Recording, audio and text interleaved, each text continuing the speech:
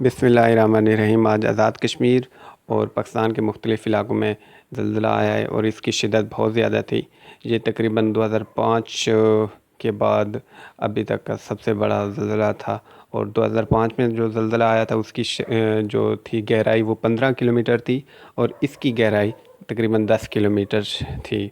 लेकिन इसमें भी काफ़ी नुकसान हुआ है। अभी तक की इत्तलात के मुताबिक तकरीबन 22 अफराद शहीद हो चुके हैं, जिसमें बच्चे और ख़वातीन भी शामिल हैं और इनके अलावा बहुत से लोग अभी तक मलबे तले दबे हुए हैं। इमदादी कार्रवाइयाँ जारी हैं, पाक फ़ौज वहाँ पहुँच चुकी है और सड़कें सुनसान हो गई, सड़कों का निज़ाम धर्म भरम हो गया, जिसकी वजह से ज़ख्मियों को हस्पताल में ले जाने के लिए काफ़ी दिक्कत हो रही है। हेलीकॉप्टर के ज़रिए मुख्तलिफ़ हस्पतालों में ज़ख्मियों को शिफ्ट किया जा रहा है।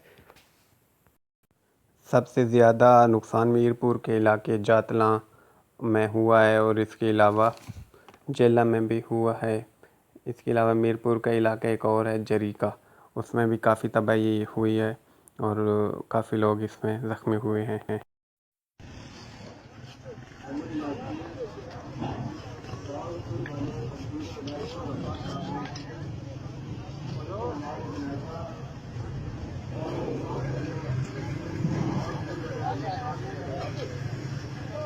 जातला शहर